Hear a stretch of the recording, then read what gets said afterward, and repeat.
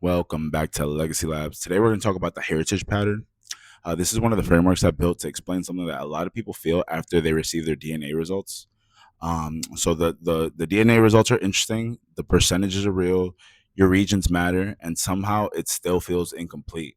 And that's because a DNA test can tell you pieces of your ancestry point, but it can't tell you how your lineage formed. And that's the distinction. DNA gives you fragments. The heritage pattern helps organize those fragments into structure. So the surface problem. A lot of people take a DNA test and get percentages. West African, Central African, European, Indigenous, maybe a few small trace regions. And at first, it feels exciting. You have the data. You finally have names for parts of your ancestry. But after that first moment, a question remains: what does this actually mean? Because percentages do not explain movement. They don't explain pressure, they don't explain migration, they don't explain family silence, and they don't explain why some parts of a lineage can survive while others become fragmented. So the surface problem is this: people know where parts of them come from, but they still don't know how their lineage became them. So what people usually try most people try to solve this by staring harder at the percentages, comparing regions. They Google every single country on the list. They ask, "What am I?" They treat ancestry as an identity. They look for one perfect origin. They assume the DNA result is the full story. And again, none of that stuff is useless. The DNA matters. The data matters. The regions matter. The historical research definitely matters. But if the structure is missing, the result can still feel flat. Because the deeper question is not only where did this come from, the deeper question is what pattern produced this lineage. That's where the heritage pattern comes in. So the structural break. Um, the structural break is simple. DNA does not provide lineage by itself. It provides fragments of survival. Percentages collapse time, regions remove movement, categories flatten history. A result might show ancestry from different places, but it does not automatically explain how those pieces move through history: pressure, family, migration, language, loss, adaptation, and memory. The data shows what survived, but it does not show how the lineage moved. It does not show how it adapted. It does not show how it got compressed. It does not show what returned later as memory, instinct, story, or identity. And that's where the heritage gap begins. So, simple example. So let's use my own Samaná family history as an example. So someone takes a DNA test and sees West African, Central African, European, and indigenous traces. The surface read says these are ancestry percentages, but the structural read asks what historical pattern produced this result.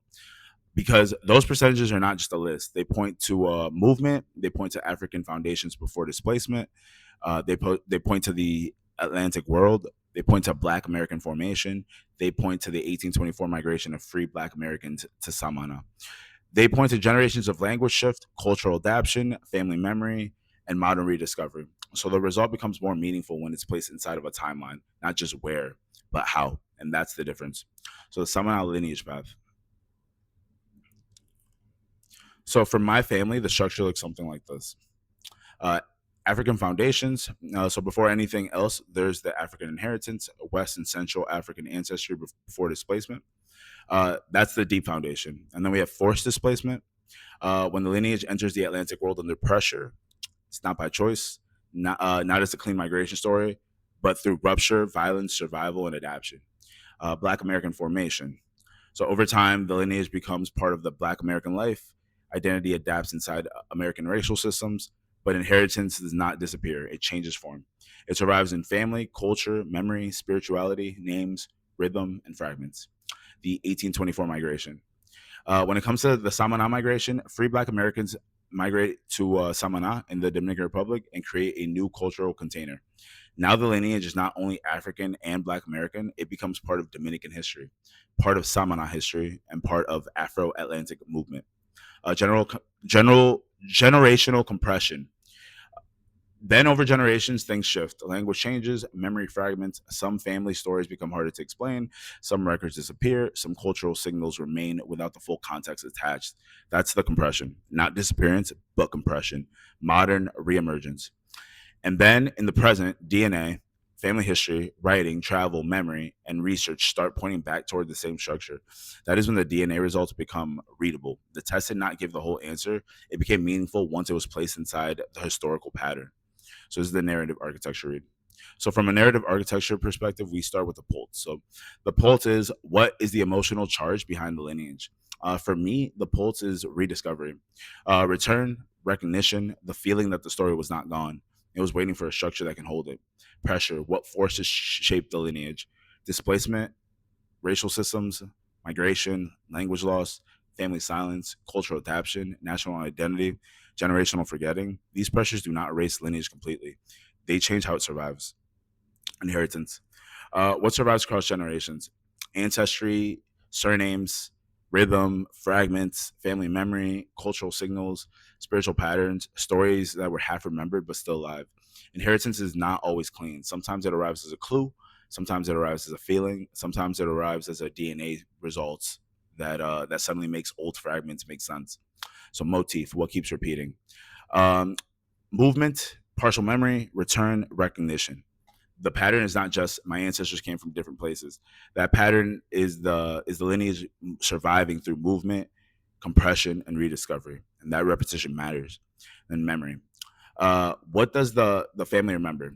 Forget, protect, compress, or rediscover. This is where DNA alone cannot do the whole job. A family may remember a surname, a place, a food, a phrase, a silence, a story that is not complete but still points somewhere. The heritage pattern treats those fragments as meaningful, not because every fragment is perfect by itself, but because together they can reveal structure. Then the rhythm, that's how the lineage moves. So origin, disruption, adaptation, compression, return. That rhythm is what turns disconnected ancestry data into a lineage story. So the diagnostic is this: the lineage is not a disconnected collection of origins. It is a continuous structure shaped by inheritance, pressure, movement, and memory. So, better questions to ask. So, instead of asking, where am I from? You want to start asking what pattern produced this result, what survived across generations, what moved, what was disrupted, what was compressed, what memory remained without full explanation, what historical pressure shaped this lineage, what family fragments point to a larger structure. And the biggest question: how did this become me? That's the heritage pattern question, because ancestry is not only about origin; it's about formation. So the strategy shift. So the strategy shift is simple. We're going to stop treating DNA results as the final answer. We're going to start treating them as fragments that need structure. Read percentages as survival fragments, place regions inside historical movement, connect DNA to family memory and migration, look for patterns that repeat across generations. And that does not mean making things up. It means refusing to treat ancestry as a flat list. So DNA tells you what survived, the heritage patterns ask you how your lineage formed, and that's deeper work.